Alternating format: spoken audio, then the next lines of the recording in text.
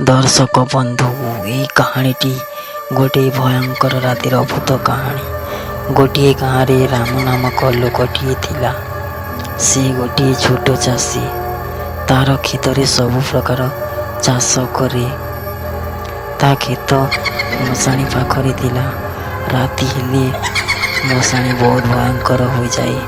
राति कहीं मशाणी दे पाख जाती नहीं। लोके कहते मशाणी गोटे भयंकर आत्मा घूरी बुले।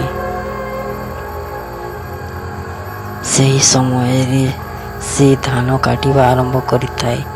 2 दिन रे राम धान काटिबा सारिबा परे खलारे रखी मड़ाइबा आरंभ कर दिए।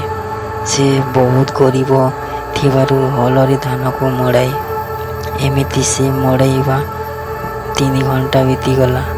संध्या हेबारु धान सबको से एकाठी गदेवा आरंभ कला।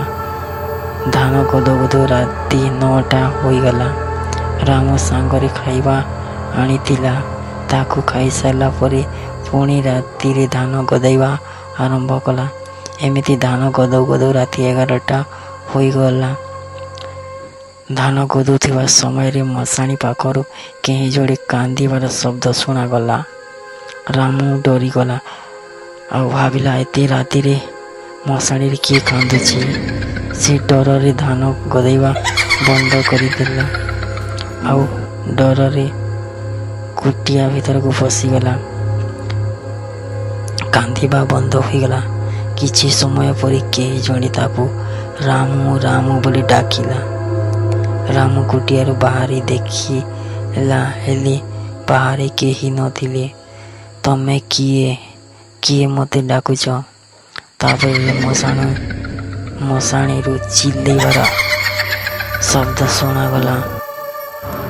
रामू भयभीत होई कुटिया भीतर को पशिगला। रामू भय कंपी जाउथाए। रामू भय कंबल गोड़े शोई पड़ा। शोई थाए राति 12टारे पुणी तार निंद भांगीगला। रामू भय कंपी जाउथाए। पुणी ताकू कुटिया पाखरे पाउची शब्द शुणागला।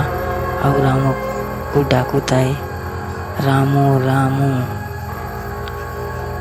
रामू टिके साहस करी बाहर को बाहरिला।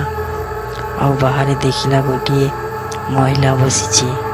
धला रंगर शाढ़ी आउ बाल मुकुला करी भयंकर देखा जाउथाए।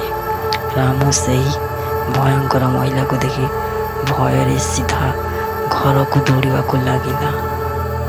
आउ घर को पहुँचीगला। डर रे कंपी जाउथाए। रामू काहाकू किछि न कही घरे शोई पड़िला।